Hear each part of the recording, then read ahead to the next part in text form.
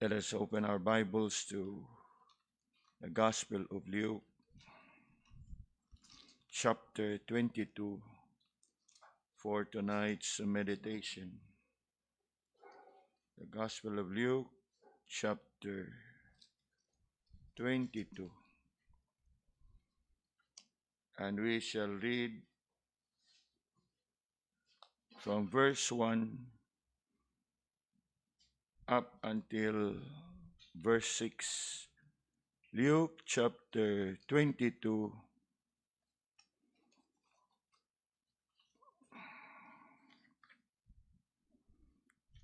reading from verse 1 to verse 6. And let us take time to read this responsively. I will begin reading verse 1. Now the feast of unleavened bread drew nigh, which is called the Passover. And the chief priests and scribes sought how they might kill him, for they feared the people. Then entered Satan into Judas, surnamed Iscariot, being of the number of the 12. And he went his way and communed with the chief priests and the captains, how he might betray him unto them.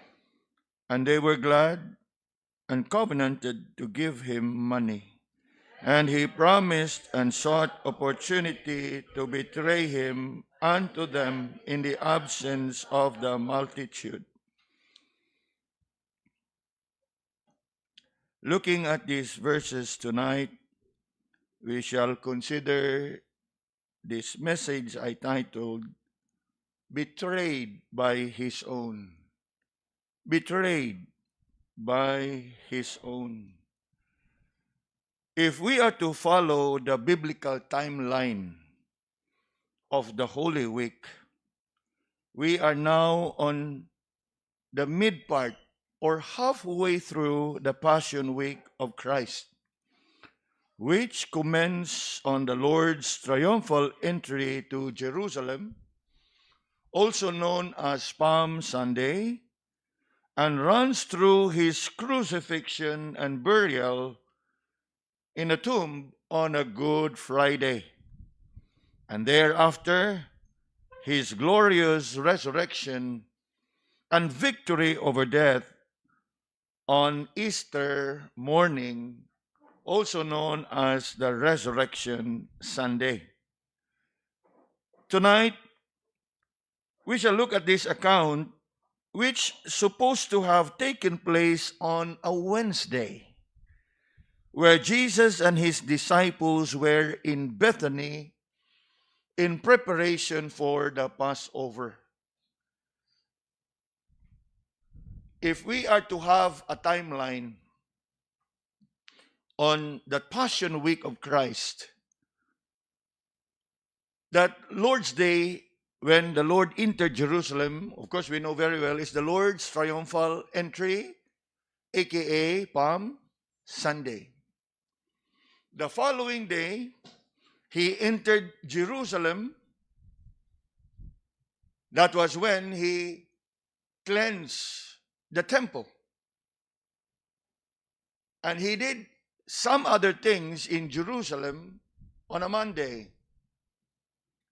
Then again, he went back to Bethany. The following day, Tuesday, he again entered Jerusalem. Now, of course, we don't have the time to go through all the verses, but while we remember that the Lord's triumphal entry in Jerusalem on that Sunday, known as Palm Sunday, at the end of the day, he went out and spent the night in Bethany. The same thing, the following day, he once again entered Jerusalem. And then he retired for the night back in Bethany. So it was when he went up to Jerusalem also on a Tuesday. After which, after all the teaching that he did among the people in Jerusalem, he went back to Bethany. It was his home base at that time. In fact, I think 2 weeks ago, we considered a passage from the Gospel of Mark, where we considered that message I titled, Let Her Alone. It actually happened where? In the house of Simon the leper, where? In Bethany. And it was on a Wednesday. Wednesday, he did not go to Jerusalem, but instead he spent time in Bethany.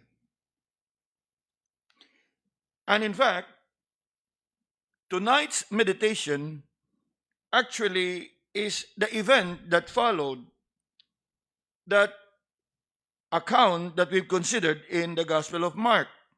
Now, to have a clearer understanding, turn your Bibles for a while to that portion of Scripture in Mark chapter 14, and come with me to verse 6 to 9. Diha atong mabasa, Mary anointed the Lord with a precious ointment made of alabaster box, which caught the ire of the disciples. Remember? Nangasuko ang mga tinunan, may tungod sa gibuhat sa maong babae, that to them it was a waste, but not for Mary. To them it was a waste, for Mary it was worship. She anointed the Lord.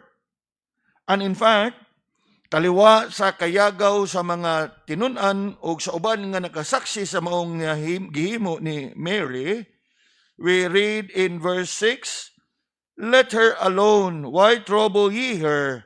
She had wrought a good work on me. And then in verse 8, she had done what she could. She is come aforehand to anoint my body to the burying. In other words, the Lord recognized it. Nga katong ihang gihimo, while sa lawayon sa mata sa uban, bililhon kayo alang sa atong Ginoo. While it was a waste in the eyes of the people, to the Lord, it was an act of worship. Now, coming down to verse 10, and this is what we read in verse 10 of Mark chapter 14. And Judas Iscariot, one of the 12, went unto the chief priest to betray him unto them. 11. And when they heard it, they were glad and promised to give him money, and he sought how he might conveniently betray him. So, liha nato na establish the proper context na ito ang pagatunan karon for Mark chapter 14, verse 10 and verse 11 is a parallel account. It is a parallel account of tonight's passage for our meditation. Nga diin, makita nato what transpired, what happened diha kang Judas that led him to betray the Lord. Now, coming back to our text in Luke chapter 22, notice with me in verse 1 and verse 2, and see for yourself how that there was a conspiracy. Conspiracy, mingon gani kag conspiracy, adunay mga kasabutan, ug adunay mga plano, ug naghiniusa nga mga plano. And who was involved, and who were involved in this conspiracy? Come with me to verse 1. Now the feast of unleavened bread drew nigh, which is called the Passover, and the chief priests and scribes sought how they might kill him, for they feared the people. Now again, notice verse 1, the feast of unleavened bread drew nigh. But ipasabot nga haduol na. And the feast of the unleavened bread or the Passover is supposed to be on a Friday. Are we following? So drew nigh. So mo kana nga this account would fall on the day that is a Wednesday. And why is it Wednesday? Simply because the verse says, draw nigh, haduol. But if you look at it in our calendar, it would appear as 2 days. Wednesday, Thursday, Friday. But in the Jewish time of reckoning, Sairi, that Thursday evening is already a day of Passover. Kaya ang ilahang oras would begin from sunset to sunset. Are we following? Kaya unlike other events that I've cited to you, Monday, cleansing, Tuesday, teaching, the account that happened on a Wednesday isn't that explicit in the scripture. Unless you would harmonize. That's why I'm bringing you some verses from other passages to really establish that this account falls on a Wednesday. For as I have said, I thought about going through the timeline. And somehow, in fact, many scholars would say Wednesday is a silent day. There was no activity. Now, it appears that it's a silent day, but if you look carefully again in the Bible, there were events that happened on a Wednesday, though that not explicitly indicated that it happens on a Wednesday. And this is one of it. And I was just explaining to you that it happens on a Wednesday because it says, when the Passover draw nigh. In other words, a day before or a few days before. And since this could not happen on a Tuesday because there are certain accounts in the Bible that is clear that happens on a Tuesday and that does not include this, we can only have this on the following day. Nga naman, kay on a Thursday, klaro man ka is Biblia. In a Thursday, morning, daytime, Jesus was the disciples' feet. That is so obvious in John chapter 13. And so this, even when many would consider Wednesday as a silent day, no, not much of an activity, but we know for a fact that Mary's anointing the Lord's body happened on a Wednesday. How do we know it? Because it happens prior to Judas seeing the chief priests and the scribes.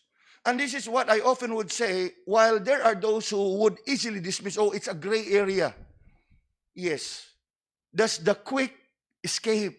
But if you examine Scripture, comparing it with Scripture, interpret Scripture with Scripture, somehow it can bring you to a clearer understanding.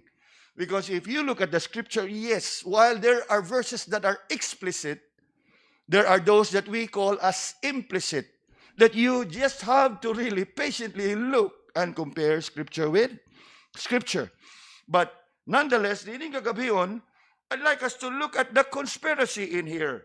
Now, the feast of the unleavened bread draw nigh, which is called the Passover. Draw nigh. In other words, it's about a few days more.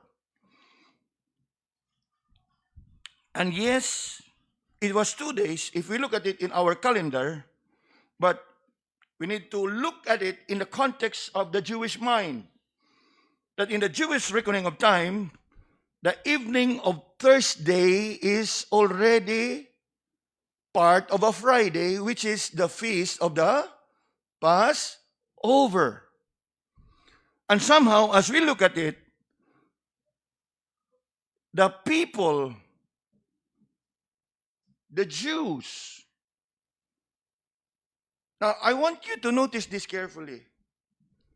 Verse 1 indicates that as the day of the feast of the unleavened bread or the Passover drew nigh, in fact, ang atong Ginoo, uban sa iyahang mga tinunan, they were preparing for the Passover.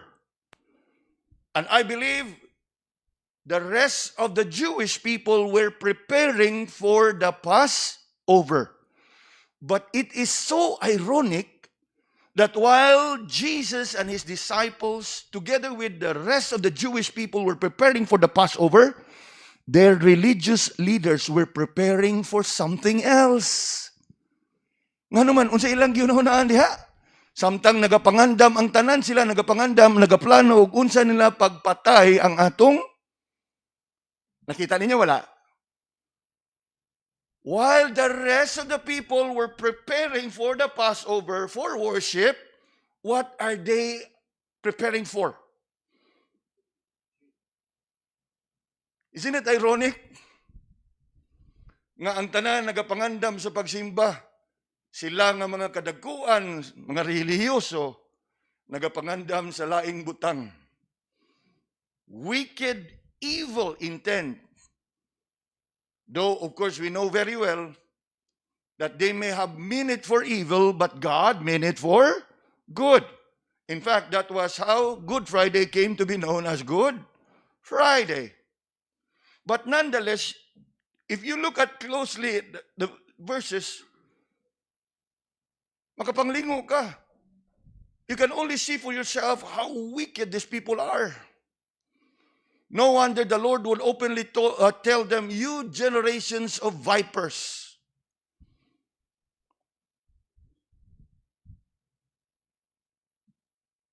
On a Passover, you know mga kaigsunan, what about the Passover? These are one of the 3 temple feasts that the Jews were required to go up to Jerusalem.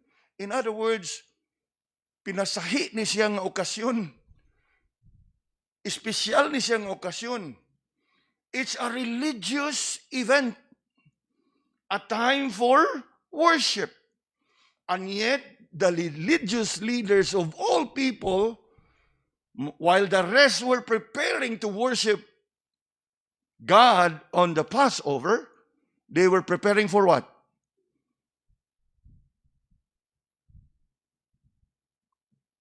The chief priests and scribes sought how they might kill him. You know, mga kaigsunan, there is something in here that I'd like us to reflect on. We also look forward to Good Friday. For what? For worship. Examine your hearts, lest some of you are filled with anger, bitterness, and hatred. Remember how the Lord rebuked whosoever called his brother Raka.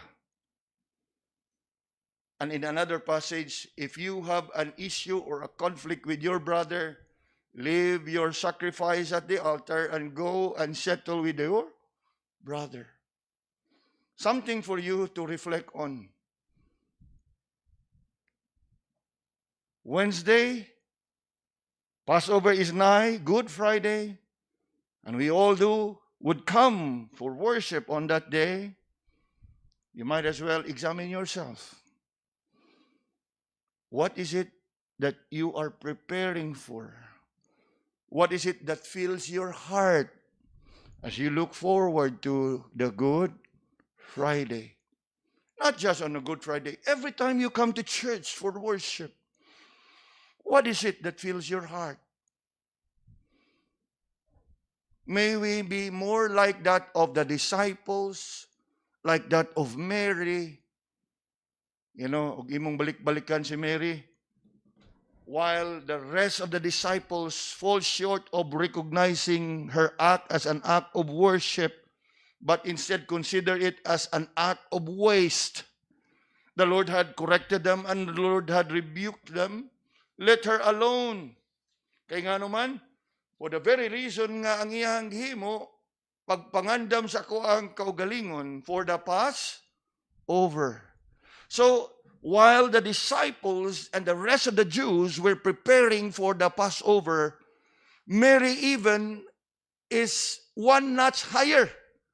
Nga naman, she was not just preparing for the Passover, she was preparing Jesus as the Passover lamb.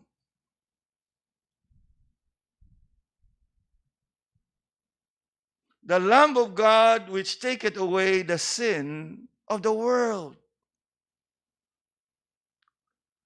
That is why I could not help but notice here the conspiracy. Nagkasabot sila. Dili ka sa unsang paagi nila daygon ng himayaon ang Ginoo o na Passover, nagkasabot sila kung unsaon nila pagpatay ang atong Ginoo. And so if you look carefully in these verses, under this conspiracy, which is our first point, there you will find the plot. They were plotting among them how they might kill the Lord. But somehow, they have a problem. The plot and have a problem. And what is the problem? Last part of verse 2. They feared the people. Nga naman, for obviously, saksi sila how the people in Jerusalem have welcomed the Lord. Saksi sila how the people warmly and heartily received the Lord into Jerusalem. And when they would plot something evil on the Lord before the eyes of the people, they fear that there will be an uprising. Nangabalaka sila og mualsa ang mga tao, batok kanila. In fact, this is clearly recorded if we are to look at a parallel passage in Matthew chapter 26. Open your Bibles there. Matthew chapter 26. And come with me to verse 1 onwards. Ingon diha, verse 1. And it came to pass, when Jesus had finished all these sayings, he said unto his disciples, Ye know that in 2 days is the feast of the Passover, and the Son of Man is betrayed to be crucified.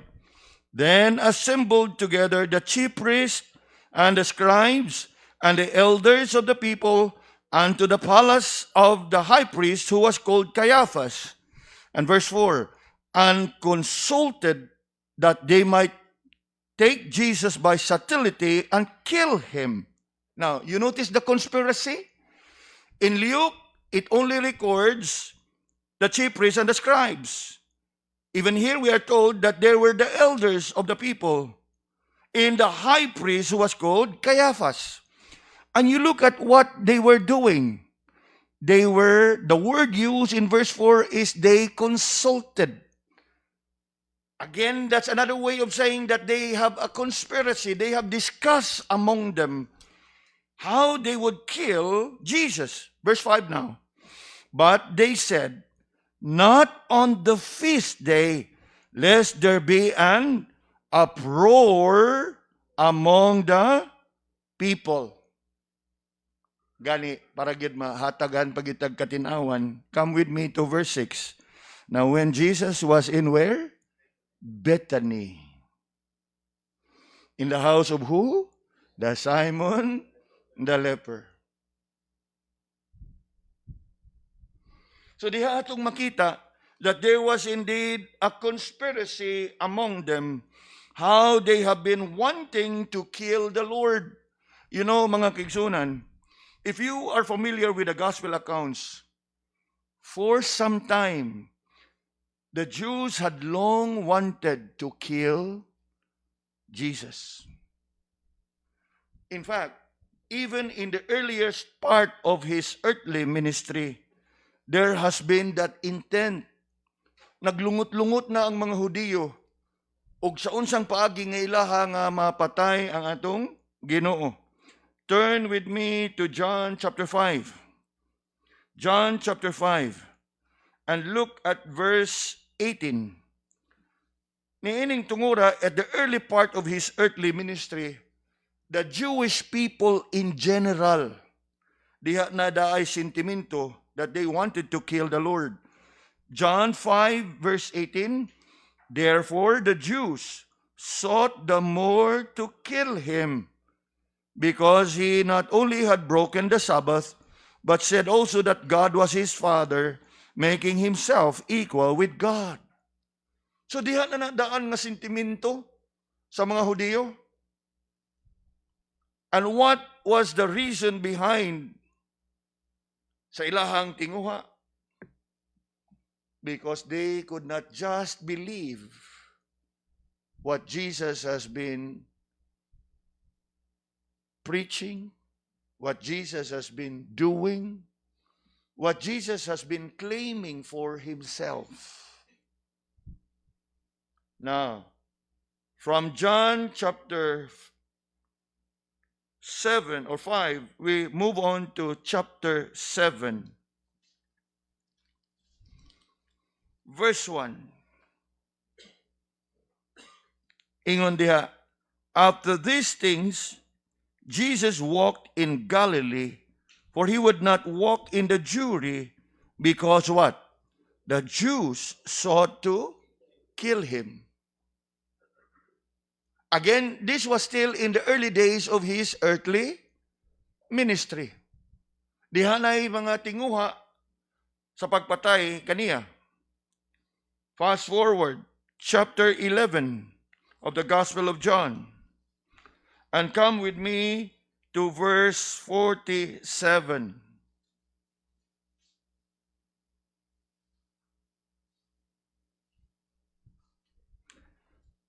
Ingon diha, I want us to see in here the plot to kill and the conspiracy. Then gathered the chief priests and the Pharisees a council and said, what do we, for this man doeth many miracles? And to save time, fast forward, verse 53. Then from that day forth, what? They took counsel together for to put him to death. Now notice the key words. Our first point is conspiracy. Though the words used in Matthew is they have a consultation. Here the word used is they have counsel together. Kita na to? And all this would point us to what? A conspiracy. There was an agreement among them. They shared one thing in common. They shared one desire, one intention. And that is what? To kill the Lord. But, bisan pa man niya they were mindful og sa unsang paagi nga ilahang pagabuhaton ang ilahang tinguha. Nga naman, for again, they fear the people. But somehow, mga kaigsunan, going back to our text now, Luke 22, while they were in the midst of their consultation, as they take counsel one with another in this conspiracy that they are having to kill the Lord, yes, they were plotting, they were planning how to kill the Lord. But they were facing a problem. But somehow, mga kaigsunan, it appears that Judas had the solution to their problem. And where is the solution now? We find in verse 3 and 4. Come with me to verse 3. Then entered Satan unto Judas, surname Iscariot, being of the number of the 12. Samtang naa sila ining tumong og tinguha, ug naglibog sila ug unsaon nila paghimo ang ilahang tumong ug tinguhag daotang laraw nga ilahang mapatay ang atong Ginoo. Kay lagi, they have that one problem for fear of the people. It was also during this time that the devil also has been working in Judas. You look at it in verse 3, then entered Satan into Judas. You know, mga kaigsunan, hangtod karon gilalisan baya gihapon is uban, although sa atoa og kaninyo nga dugay na dili sa ato ang simbahan, I'm sure nga na-establish na mo ana nga as far as Judas is concerned, he is never been saved. Na may uban nga, how can he not be saved? Gitawag siya sa Ginoo, gipili siya sa Ginoo. Yes, he was called by the Lord to serve together with him, but his calling was with a different purpose. And this is one evidence that he has never been saved because Satan was able to enter him. Kuha na to. I'm sure you will not think of it that way until atong nakita ni karon. He that is in you that is greater than he that is in the world.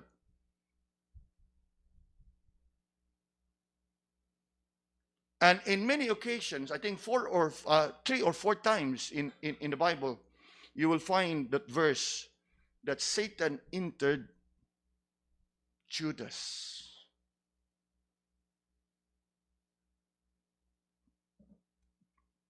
True. It was during this time that the devil has been working on Judas to accomplish his purpose. And so what happens here? From the conspiracy, we find a communion. Now, notice the word in verse 4. And he, referring to Judas, and he went his way and what? Commune. It's all in there. And commune with the chief priests and the captains. What does it mean? It means that he joined the conspiracy because he communed with them. And in communing with them, what? He indicates that he is willing to cooperate. Kuha. And in cooperating in today's language, sa mga batanon karon, he wanted to collaborate.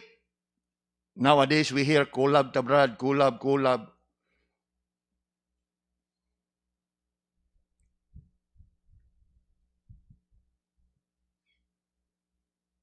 The devil works in Judas. He joined the conspiracy by communing with them. He indicates his willingness to cooperate and to collaborate with them. Sa unsa nga paagi? As you can see, he went his way and communed with the chief priests and captains how he might betray him unto them. Just when they were puzzled on how they would go about sa ilahang tumong ug tinguha nga ilag yung mapatay ang atong Ginoo, all of a sudden, Judas came with a bright idea. Kanang inyong problema, ako isulbad, anak. I can bring him to you. You don't have to go to him. I can bring him to you. Sa ilahang pagdungog, look at verse 5. And they were glad. First part, and they were glad. For obviously, alang kanila, si Judas mo'y sulbad og tubag sa ilahang problema. So what are we seeing here? We are seeing here not just a conspiracy. We are seeing here not just a communion, not just a cooperation, not just a collaboration. Kay kung atong tan-awon pag-ayo, this conspiracy between the religious leaders and Judas Iscariot was not without a price. Are we following? Was not without a price. Because as you can see for yourself, and we follow the flow of the text, from the conspiracy to the communion, they ended up with a covenant. Kita na to ha? You look at verse 6. And verse 5, and they were glad, and then what? And covenanted. Ana ay kasabutan. Unya, mingo na gani kag covenant is not just a kasabutan, but a kind of a kasulatan, if there may be in such a case.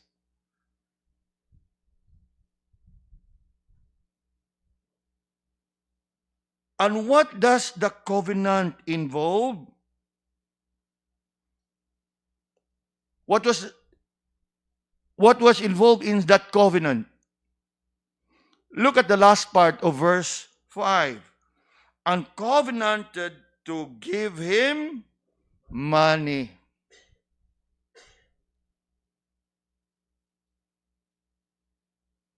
O sa atoa pa karon, it involves cash. Kasabutan. Kasabutan. You know, mga kaigsunan, when conspiracy and corruption, it always involves kasabutan.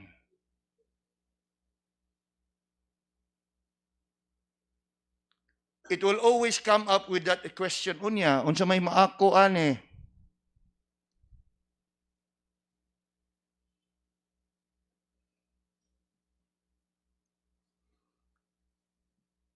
It was not without a cost. It was not without a price. In fact, if you turn your Bibles for a while again to a parallel passage in Matthew chapter 26.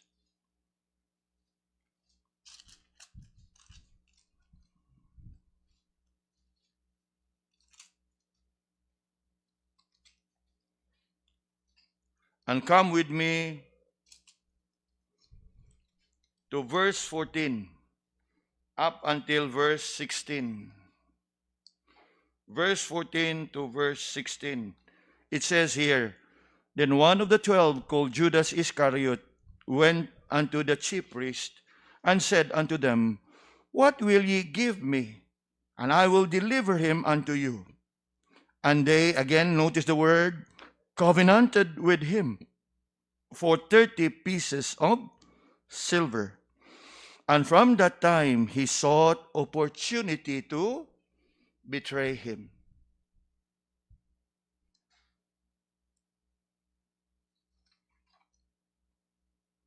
So, there you see for yourself how from that conspiracy we find the communion, the cooperation, the collaboration, and they ended up with a covenant.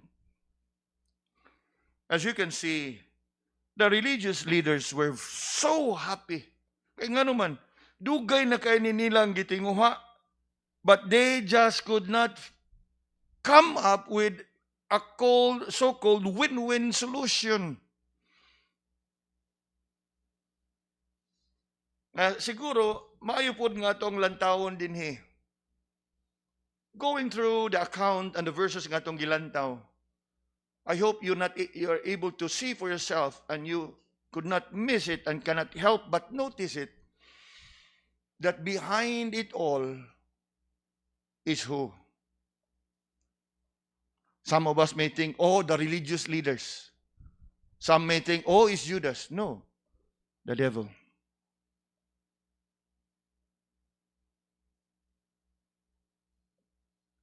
Nga naman, kay mismo ang panuway, ang demonyo, si Satanas, nagtuog yun siya nga og iya yung ma-accomplish nga mapatay si Ginoong Hesus matapos ang tanan.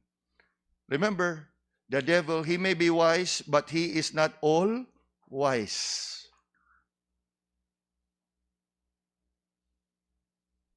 And somehow, diha ra kutob ang iyahang kay og nasayod pa siya nga og mamatay si Ginoong Hesus. Siya mo'y mapukan. I am sure siya po'y mangunay, ayaw. Di ba? So, he was, if we can use the word, outsmarted and outwitted. Because while he may be clever or wise, but he cannot be wiser than God.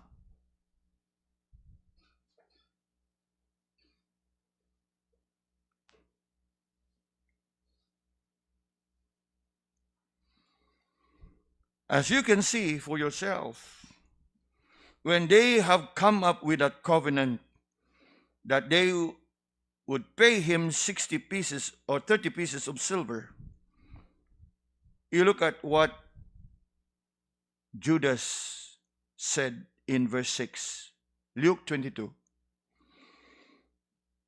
Tanawa og unsa kabugat ang iyang gisulti diha. And he what? Promised. In other words, kuntinto gyud kay siya og atat gyud kay siya nga iya hagyuning buhaton at the price of 30 pieces of silver. Kay niingon gyud siya diha, and he promised. Kaya dili pa siya kuntinto, mura mag apiki raman kay ng inyuha nga offer. Ginoong Hesukristo, biya nang akong ibaligya ninyo.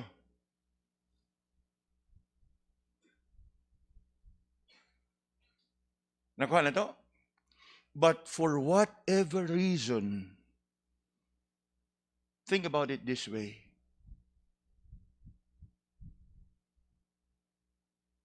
Can we ever put a price on the Lord?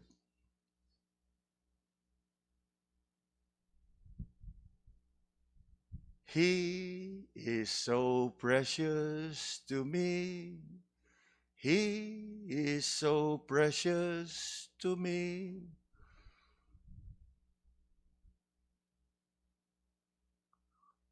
Siguro sa panahon nila dinhi sa kalibutan, 30 pieces of silver may have been a great amount. But obviously, it can never be greater than how precious the Lord Jesus is.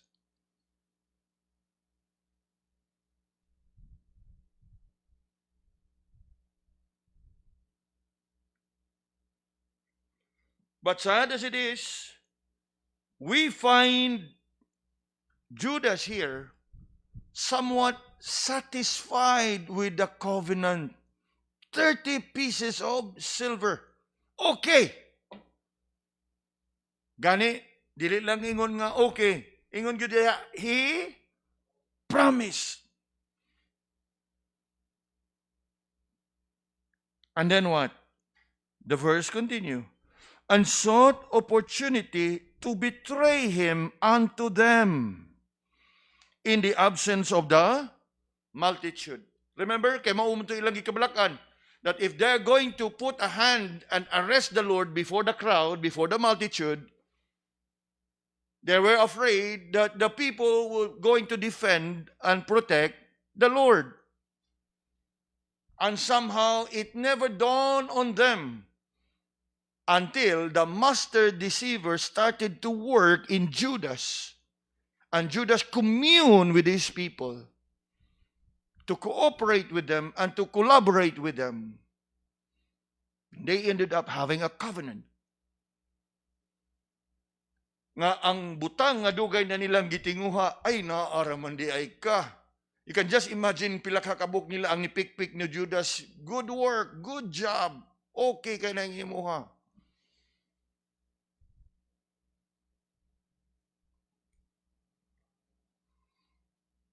They were so happy.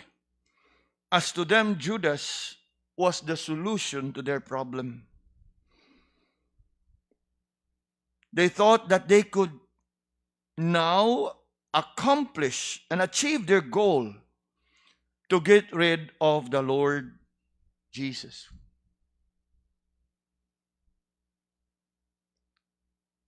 Somehow, mga kaigsunan, og ato ba ni siyang i-reflect o i-apply sa itong kaugalingon,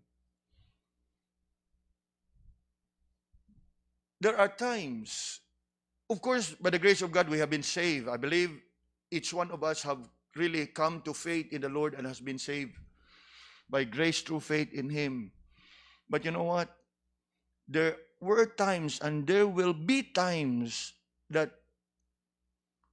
we, despite of our being saved, we can still be guilty of betraying the Lord. So, unsa nga paagi? By choosing the pleasure of the world over Him. In our priorities, in our perspective, in our pursuit. The Lord has done His all to save us. And yet, what have we been doing in response to Him? Have we been obeying Him? Have we been serving Him faithfully? Have we been walking and abiding in His will? Somehow, ikaw, ako, o kita ra say makatubag ana. For like Judas, yes, we differ from Judas because he, first and foremost, at the first thing, has never been saved. Kita, by the grace and mercies of God, we have been saved. And yet, despite our being saved, somehow, the condition of the heart can be manifested and can be seen and evidenced by what? The choices that we make, the decisions that we do in terms of our priorities in life, in terms of what we are pursuing in life.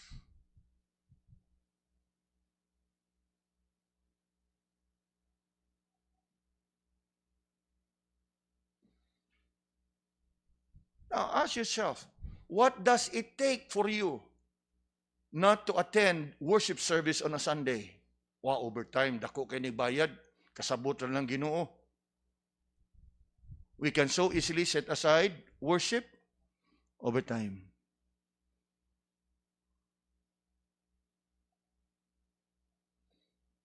To some, maybe, wow, outing, ligo dagat.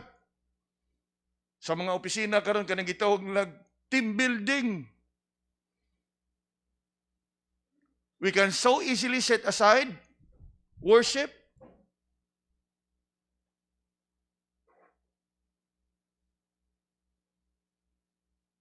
Yes, this is not just about Judas. This is also about us. The Lord has done great things for us. What have we been doing to Him?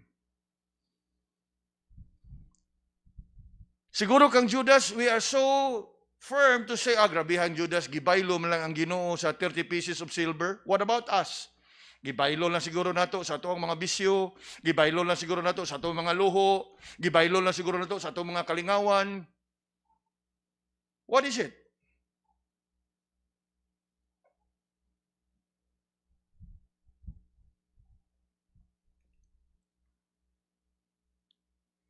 True. Like Judas, we can be so satisfied and somewhat feel fulfilled. Wow, mo ni akong madawat. Mo ni akong ma-enjoy. Okay.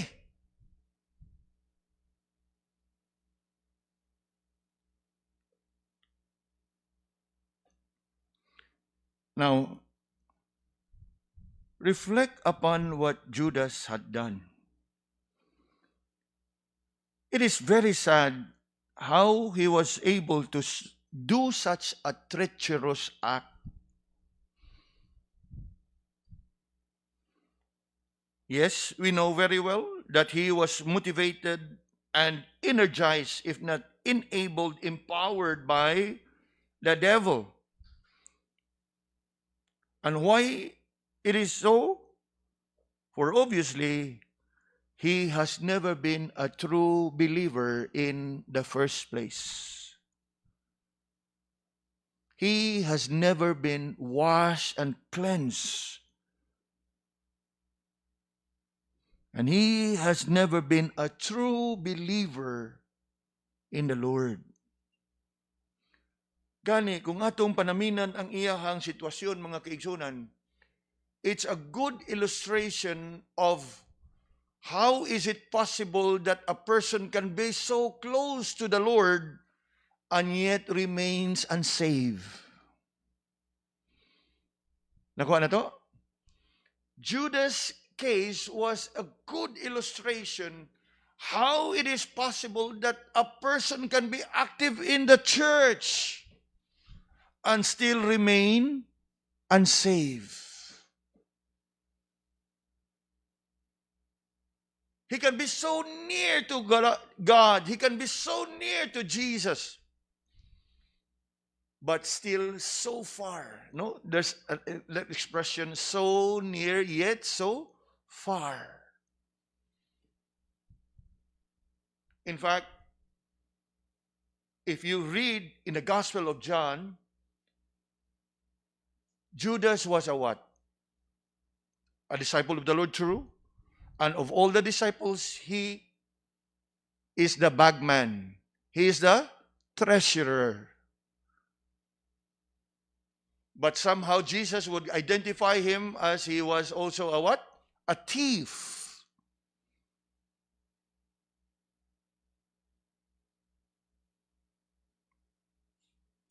And worst of all, he may be a treasurer among the disciples, but the Lord called him a thief. And eventually he became infamous as a traitor. A treasurer, a thief, a traitor.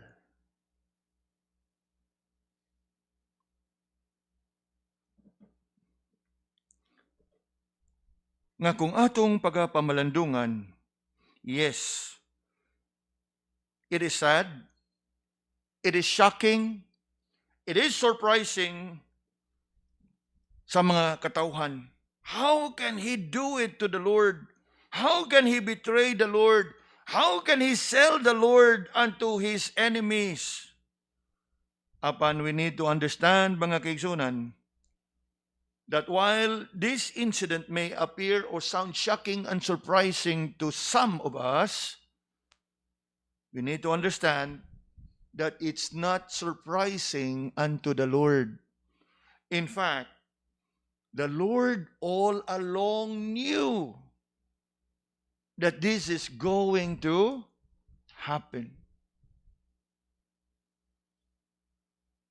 And again, that is worth considering.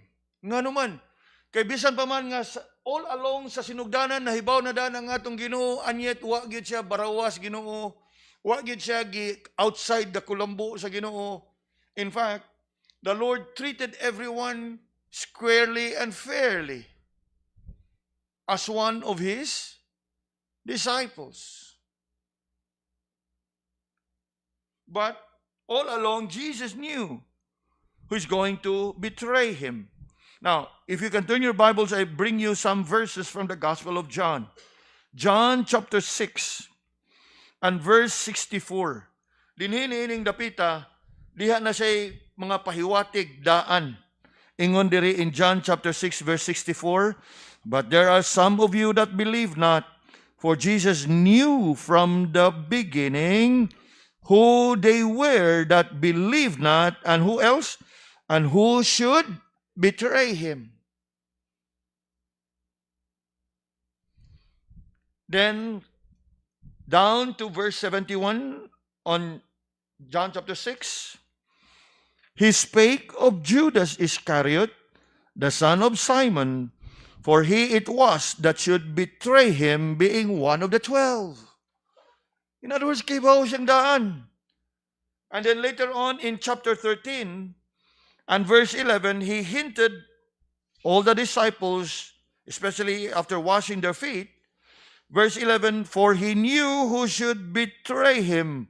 Therefore said he, ye are not all clean. And why did he say it? Because he knew who should betray him. Then one more verse, John chapter 13 and verse 31. Ingon diha, when Jesus had thus said, he was troubled in spirit and testified and said, verily, verily, I say unto you, that one of you shall what? Shall betray me. Now, as we reflect upon these verses, mga kaigsunan, we can't help but notice how the Lord, despite knowing everything, he still chose to have him as his disciples. And despite of him knowing of what is going to happen, he still choose to go into Jerusalem. And knowing all these things beforehand, that this is what awaits him in Jerusalem, he chose to give it his all, to yield his all, and surrender to the will of the Father. Ponder upon these things, mga kaigsunan. Judas, in betraying the Lord, chose money over his master. Ikaduha, Judas chose silver over the Savior. Ikatulo, Judas chose earthly gain over heavenly.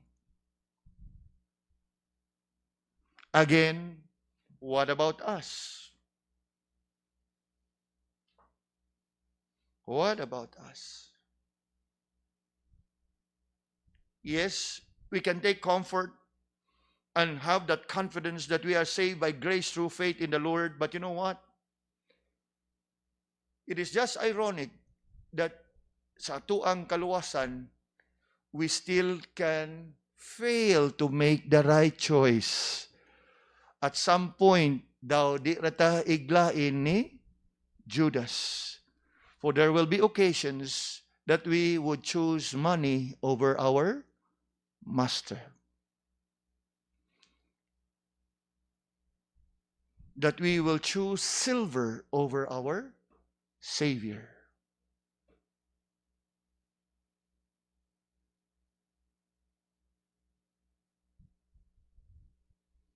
That we will choose earthly gains or earthly treasures or earthly pleasures over heavenly. 2 days to our Good Friday service. Ponder upon these things. Learn from this account and pray that we will neither be like Judas nor the religious leaders. While the rest were preparing for the Passover, they were preparing, planning, plotting how to kill the Lord. May the Lord be merciful na sa ato ang paglakaw, pagkinabuhi, sa ato ang mga pagpangalagad, the Lord would find us worthy. The Lord would find us faithful. Lord, have mercy upon us. For as we reflect upon Judas, somehow we also are given the opportunity to reflect upon our own selves while we take comfort and cling on to that confidence that we have been saved by grace through faith. But somehow, O Lord, we still possess that semblance as that of Judas, especially in our choices, in our pursuits, in our priorities. Have mercy, O Lord. Have mercy. Convict us. Convict us, O Lord, that we will yield our all unto you, that at any given time we will choose you over whatever the world may bring unto us or whatever the devil would offer unto us. That we will be unyielding, O Lord, and will continue to abide in you and remain faithful and loyal unto you. O Lord, thank you for the message tonight, and help us that we commit ourselves to submitting to what thy word has taught us tonight, especially so as we prepare ourselves to coming together this coming Good Friday, remembering all that the Lord Jesus has done and accomplished when he offered his all, suffered and died at the cross by the shedding of his blood for the remission of our sins. O Father, have mercy. Prepare us now as we come to you in prayer. In Jesus' name we pray. Amen.